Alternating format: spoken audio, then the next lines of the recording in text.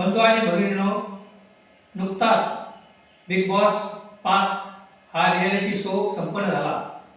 या रियालिटी शोमध्ये सुप्रसिद्ध अभिनेत्री वर्षा उसगावकर, सुप्रसिद्ध विनोदवीर एडी कांबळे, इंडियन आयडॉलचे पहिले विजेते अभिजीत सावंत असे नामांकित त्या बिग बॉसच्या खेळामध्ये व्यक्ती सामील झाल्या होत्या। त्याचप्रमाणे निकी तांबोळी अभिनेत्री, त्याचप्रमाणे अरबाज पटेल सारखा एक मॉडेल, अशा दिग्गज कलाकारांच्या मध्ये एक गावचा एक अत्यंत कमी शिकलेला मुलगा म्हणजे सुरेश चव्हाण।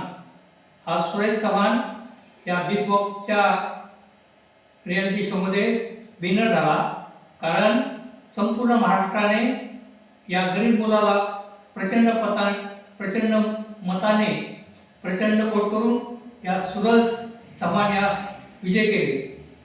तसेच जर लोकांनी मनावर घेतलं, मतदारांनी मनावर घेतलं आणि आपल्याला बदल घडवायचा असेल, आपल्याला परिवर्तन करायचं असेल, तर येणाऱ्या विधानसभेमध्ये आपल्या मतदारसंघातील जे उमेदवार आहेत त्यामधील एखादा गरीब उमेदवार असेल व तो शिकला सवरलेला असेल, उच्च शिक्षित असेल, अशा गरीब उमेदवाराला आपण निवडून द्यावं अशी मला आशा वाटते।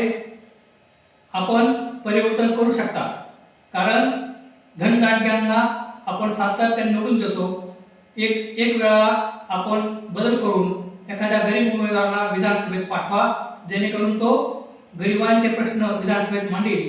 म्हणून आपण पार्टी आणि पक्ष न पाहता आपल्या मतदारसंघातील योग्य अशा एखाद्या गरीब उमेदवाराला निवडून द्या अशी मी आपल्या सम्यक क्रांती या न्यूज चॅनलच्या माध्यमातून आपणास विनंती करत आहे। धन्यवाद।